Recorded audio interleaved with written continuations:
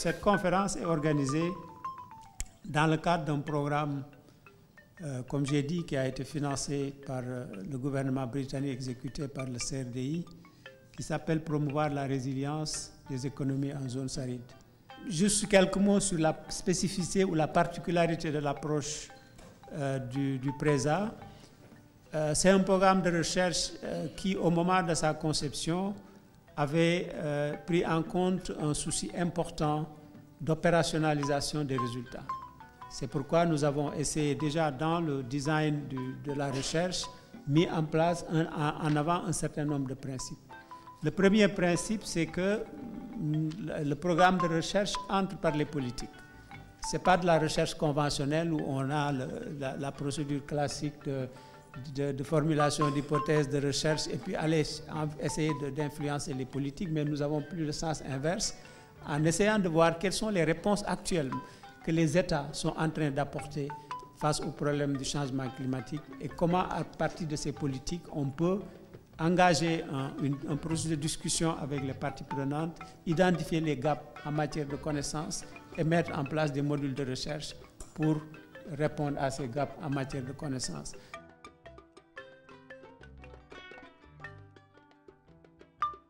L'accélération de la croissance économique au niveau des territoires, la réduction de la pauvreté et l'amélioration de la qualité de vie des populations sont des objectifs qui s'imposent à nous. Nous sommes également conscients de la nécessité de mobiliser les connaissances probantes tirées des expériences de la recherche afin de mieux intégrer dans les stratégies de développement. Dans un contexte de territorialisation des politiques publiques, il est aujourd'hui légitime de se demander comment les territoires peuvent-ils contribuer localement et globalement à l'atteinte des objectifs du développement.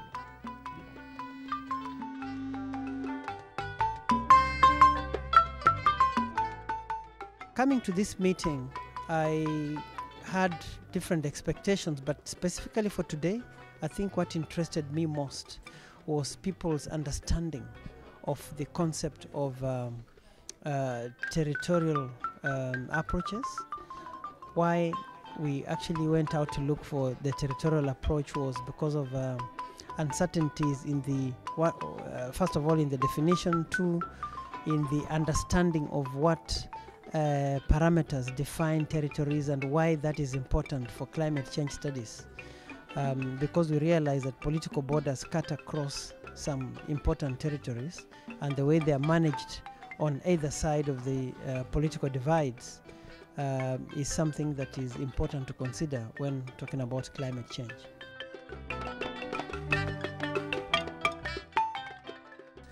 Promouvoir la résilience des territoires face au changement climatique nécessitera une approche qui part de la base, puis de définir des communs et de développer des approches multisectorielles et intégrées.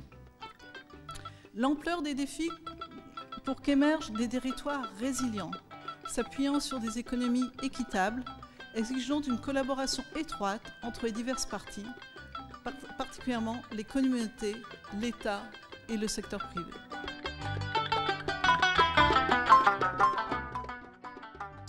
C'est une conférence importante, comme l'a dit Monsieur le Ministre, qui regroupe les experts, qui nous aide à faire face au changement, au dérèglement climatique dans la région du Sahel. Et la Grande-Bretagne, à côté du Canada, est ravie de soutenir cette initiative qui s'inscrit dans le cadre d'un programme de recherche plus grand au niveau de 35 millions de livres. Merci.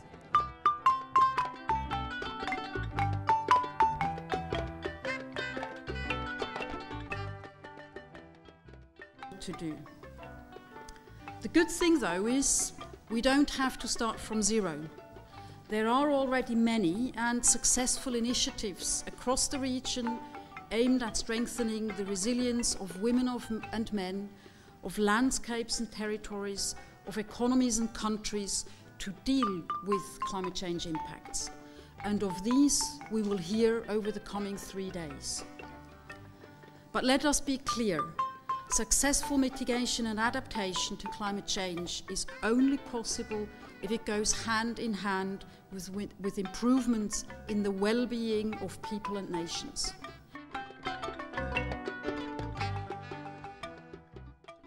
Aujourd'hui, il faut aller à la plus petite échelle, j'allais dire même au berceau, pour travailler avec les jeunes, parce que la question de la résilience est également une question de comportement et d'attitude.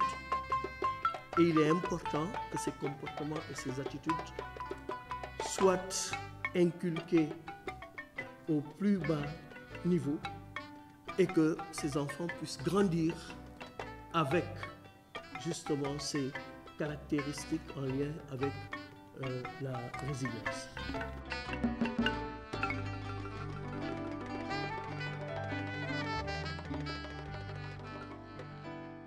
Nous demandons aux décideurs politiques, aux gouvernants, c'est d'anticiper.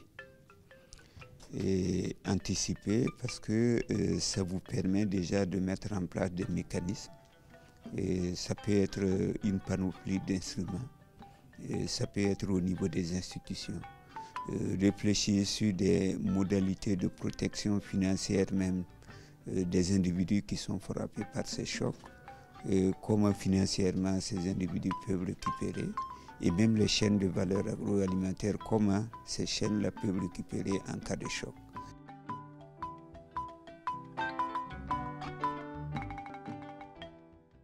C'est $1 sur 10 qui réellement arrive au niveau local.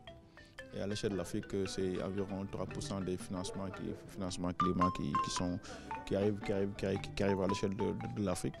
Donc il y a un effort important d'avoir à la fois des financements qui soient des financements suffisants, prévisibles, mais aussi des financements à l'échelle. Je crois qu'aujourd'hui, malgré toute la panoplie d'outils et de guichets de financement qui s'ouvrent, les conditions d'accès sont encore un peu difficiles. Et il est extrêmement important de voir dans quelle mesure on peut trouver des mécanismes qui soient des mécanismes allégés, des mécanismes d'accès beaucoup plus facilités, pour que les acteurs sur le terrain puissent avoir accès à ces ressources et en même temps être capables aussi d'innover en essayant de trouver des mécanismes de financement beaucoup plus innovants que ce que nous avons aujourd'hui, mais aussi bâtir les capacités au niveau local pour que les gens puissent monter des projets qui sont des projets bancables, lever les contraintes qui sont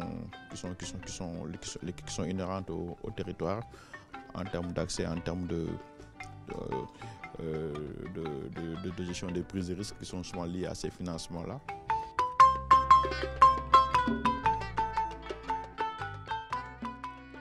Les engagements qui ont été pris dans le cadre des conventions internationales qui ont eu lieu, de mettre à la disposition, je ne dirais pas de l'Afrique, mais de la planète dans son entièreté, puisque c'est un phénomène qui est global, partagé, de mettre à la disposition de cette planète-là les ressources qui lui permettent de faire face aux effets adverses des changements climatiques.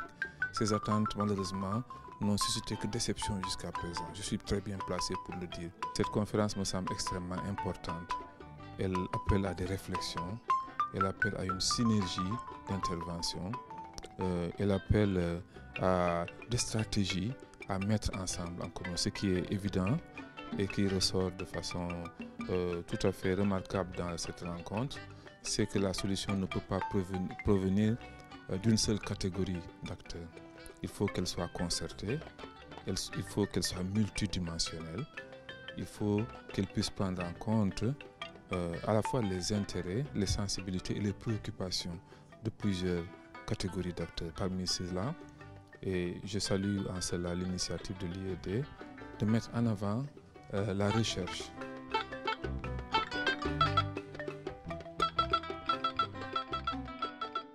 C'est que dans cette conférence, on voit beaucoup d'experts d'Afrique qui ont des solutions, qui ont enquêté, qui commencent à montrer comment différentes communautés se sont adaptées. Et donc, même si les solutions ne sont pas les mêmes d'un pays à l'autre, on a des chercheurs qui sont ici, qui informent les décideurs publics, et donc ce dialogue entre d'une part les chercheurs qui ont vu qu'est-ce qui fonctionne et qu'est-ce qui ne fonctionne pas, et les praticiens et les gens les représentants des gouvernements qui définissent des programmes et qui définissent les relations avec les communautés, qui est important pour essayer de ne pas avoir à réinventer la roue à chaque fois, mais essayer de pouvoir se dépêcher de trouver des réponses qui ont été expérimentées dans des situations où les changements climatiques sont très très rapides.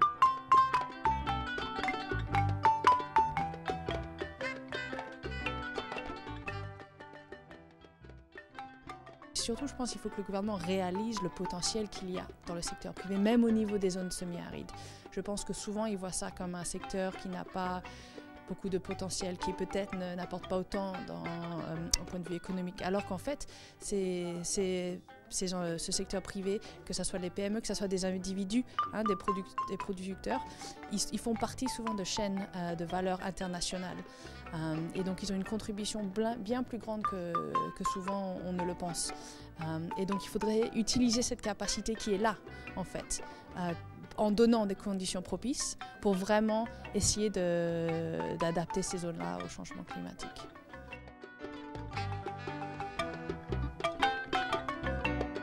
Nous avons demandé à ce qu'on revisite les cadres qui existent pour les redynamiser et qu'on puisse voir dans quelle mesure le secteur privé, formel ou informel, peut être invité autour de la table, participer à la réflexion dès le début pour la mise en œuvre. Parce qu'il ne s'agit pas de nous appeler pour la mise en œuvre ou de manière épisodique de nous interpeller, mais de manière continue de nous associer à la réflexion et à la définition des stratégies, à la conduite des politiques.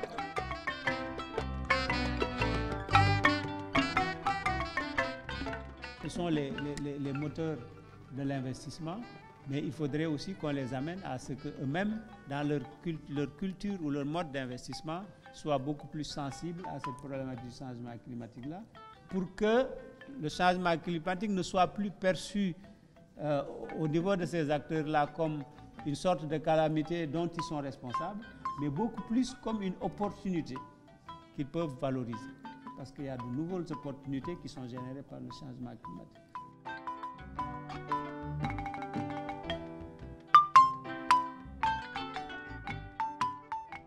On a vraiment insisté sur l'idée de projet de territoire, puisque sans projet de territoire, on ne peut pas avoir une bonne planification qui puisse relier différentes activités.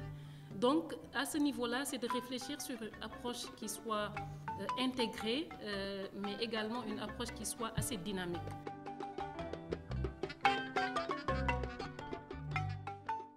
Nous avons dans le cadre de notre approche environnementale en matière de développement, nous avons aujourd'hui pris la décision, et ça a été adopté par le conseil départemental, d'avoir une journée départementale de protection des forêts classées et de lutte contre les feux de brousse.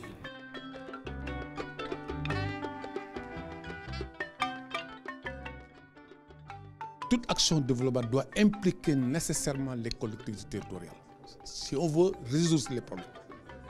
Donc il faut doter suffisamment de ressources. Il faut ressourcer suffisamment les collectivités territoriales.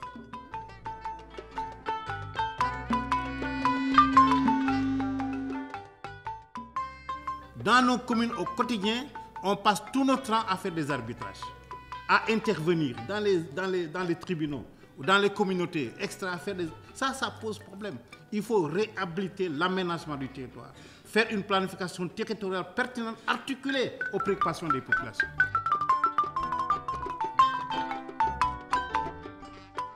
Dans cette conférence, on met beaucoup plus sur des initiatives originales qui permettent réellement de sortir du carcan qui ne nous permet pas d'avoir des solutions durables. Et il est heureux de constater que cette conférence-là rassemble des chercheurs, des universitaires, des praticiens, les membres des ONG et même des organisations paysannes qui sont éprouvés par l'expérience et qui parlent en toute connaissance de cause sur la base des faits tangibles. Et c'est ça l'originalité de cette conférence-là. On a également les partenaires des pays du Nord qui suivent de près ce que nous faisons pour s'assurer que les interventions d'ordre climatique, les financements climatiques ou les méthodologies qu'on nous enseigne produisent un effet bénéfique pour nos populations et pour nos États. Et enfin, ce qui est important de savoir, un temps, on a basé toutes nos politiques au niveau central. Or, de plus en plus, on va vers la territorialisation des interventions d'ordre public. De la même manière, puisque tous les projets, que ce soit d'atténuation ou d'adaptation, se passent dans le ressort territorial d'une commune, ces communes-là doivent être pleinement associées à toute conception de politique publique, à toute conception d'aménagement du territoire, parce que ce sont eux qui connaissent mieux leur territoire, qui connaissent les régimes des différents cours d'eau et qui connaissent quelles sont les zones agroécologiques qui sont propices ou pas à tel type d'agriculture ou non. Les ONG aussi sont avec nous. Certains nous soutiennent dans cette dynamique-là.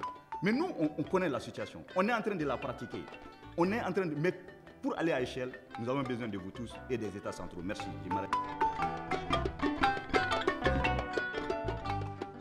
10 milliards, aucune collectivité ne peut aller le chercher.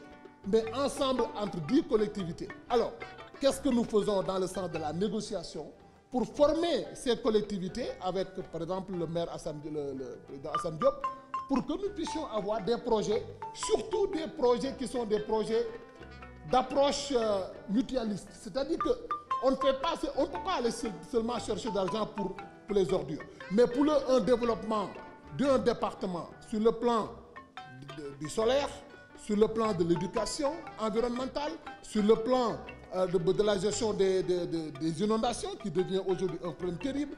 Donc de pouvoir faire un plan intégré de gestion d'un département dans lequel il y a plusieurs collectivités avec l'apport des partenaires au développement comme l'IED et les autres.